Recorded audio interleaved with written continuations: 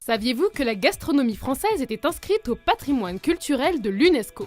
En voyant les plats qui vont suivre, vous allez comprendre pourquoi.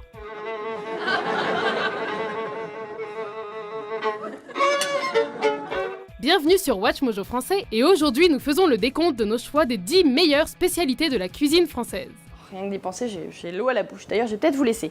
Nous nous limitons aux recettes typiquement françaises qui ne sont pas réservées au restaurant et peuvent donc être consommées à la maison comme plat de tous les jours. Bien évidemment, il est très important que le plat soit originaire de France. S'il est populaire à l'Hexagone mais qu'il vient d'ailleurs, ça ne compte pas. Désolé aux amateurs de raclette, mais c'est suisse. Numéro 10, le magret de canard. Nous allons préparer le magret, puis le cuire dans une poêle anti-adhésive, et enfin au four. Accompagné d'un bon vin rouge, difficile de lui résister. Tendre et savoureux, le magret de canard est une viande très appréciée des gourmets. La coupe qu'on appelle le magret est en fait la poitrine d'un mulard. Qu'est-ce qu'un mulard? C'est un canard hybride, résultat d'un croisement entre la canne de Pékin et le canard de Barbarie.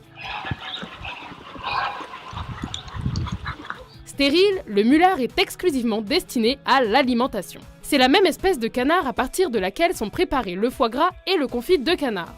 Quelques belles pluches de persil plat cru, et je n'ai plus qu'à dresser dans les assiettes et à déguster. Numéro 9, le gratin dauphinois. Et voilà, le vrai gratin dauphinois.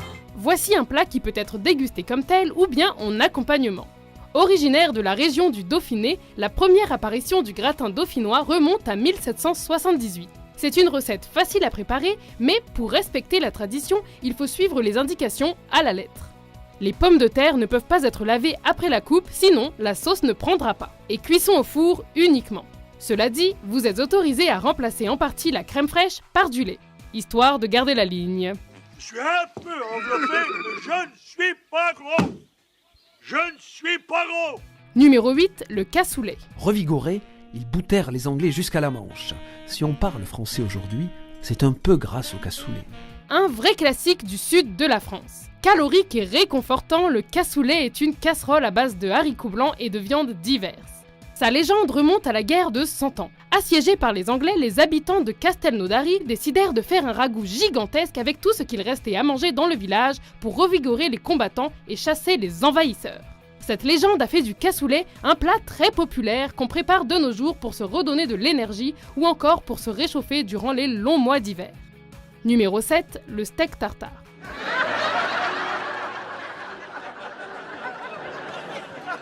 Ne vous méprenez pas. Malgré son nom qui fait écho aux guerriers mongols du Moyen-Âge, le steak tartare comme on le connaît aujourd'hui est bel et bien originaire de France. C'est une recette qui remonte au début du XXe siècle. La viande crue est finement hachée et assaisonnée, puis servie accompagnée d'un œuf cru. Comme il n'y a pas de cuisson nécessaire, c'est une recette relativement facile à faire. Mais comme il s'agit de viande crue, assurez-vous de sélectionner du bœuf de haute qualité pour éviter les risques de bactéries. Component to it. It smells like red meat. It looks delicious. I think I'll try it. Numéro 6, la soupe à l'oignon.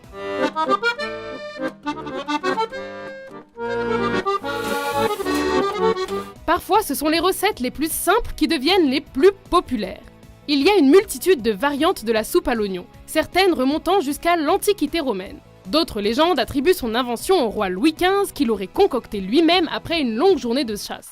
Facile à faire et peu coûteuse, la soupe à l'oignon traditionnelle est gratinée au four et accompagnée de croûtons de pain chaud. Habituellement servi en entrée, c'est le meilleur moyen de s'ouvrir l'appétit. Juste avant de servir, le chef couronne sa soupe gratinée d'oseille finement ciselée. Ce sont ses adjoints qui vont avoir le privilège de la goûter, une fois n'est pas coutume. C'est quand même le monde à l'envers. Hein. Numéro 5, la quiche lorraine.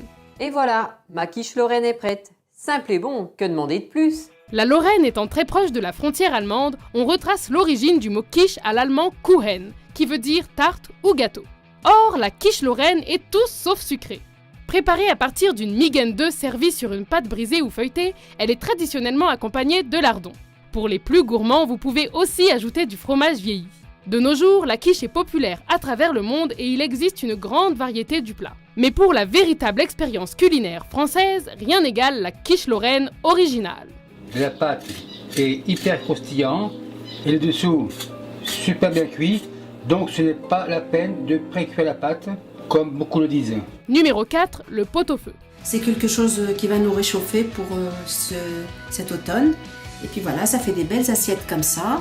Voici un autre plat qui peut être préparé de différentes façons. Le principe du pot-au-feu est très simple. C'est un morceau de bœuf qu'on fait cuire très lentement dans un gros bouillon de légumes de toutes sortes. C'est tout! L'attrait du pot-au-feu vient justement du fait que sa recette n'est absolument pas restrictive et qu'il peut être préparé à partir de n'importe quelle coupe de viande. Un bon plat d'hiver à déguster avec des cornichons, de la moutarde de Dijon, sans oublier bien sûr de la fleur de sel. Populaire autant chez les riches que chez les pauvres, le pot-au-feu est aujourd'hui un des plats les plus emblématiques de la France. Pour l'agrémenter, vous pouvez faire une mayonnaise, maison également. D'ailleurs, il faudra que je fasse une vidéo un jour pour vous faire voir comment on fait une mayonnaise maison. Numéro 3, la crêpe. De la farine, du lait et des œufs. C'est tout ce qu'il vous faut pour préparer une crêpe. À partir de là, les options deviennent infinies. Vous pourriez préparer des crêpes bretonnes à base de farine de sarrasin ou de froment, ou bien des crêpes Suzette flambées au grand marnier avec du beurre fondu, ou encore des crêpes complètes accompagnées de jambon, de fromage râpé et d'œufs. Comme vous le voyez, les crêpes peuvent être apprêtées à tous les goûts, ce qui explique leur place de choix dans la gastronomie française.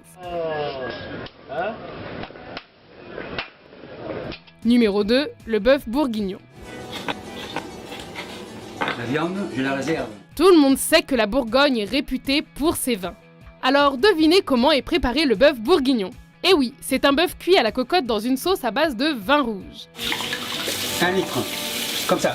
La cuisson doit être très lente pour que la viande puisse bien s'imprégner des saveurs du vin. À l'origine, c'était un plat populaire chez les paysans. Avec les années, le bœuf bourguignon a été élevé au rang de la haute cuisine et est devenu un standard de la cuisine française. Julia Child a même dit que c'était l'une des meilleures recettes de bœuf concoctées par l'homme. On en a encore pour 1 heure. On remue. Patience, ça arrive. Avant de révéler notre premier choix, voici quelques mentions honorables. Regardez-moi ce résultat, on a un fromage bien croustillant, ça sent vraiment très très bon maintenant. Comme disent les vieux Marseillais, à bouille, quand ça bouille, on baisse. Voilà. Je rajoute un petit peu d'écorce de citron. Tu pars sur l'aile, tu vas au centre, on dirait... Tu vas prendre les feuilles, tu vois, éventuellement les têtes aussi, tu peux les mettre.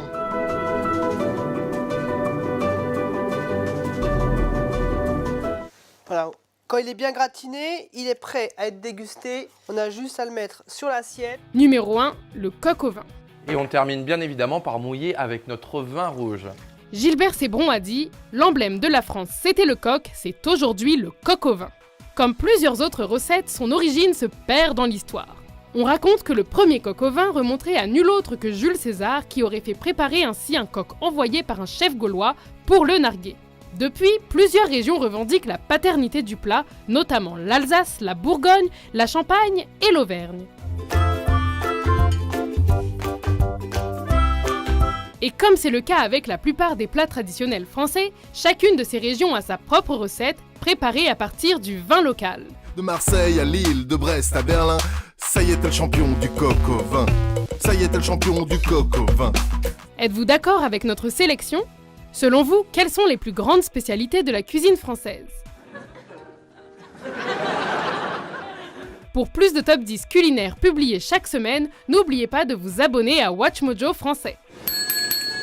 Maître d'hôtel, le bœuf bourguignon de la table 55 est prêt. Ils ont faim.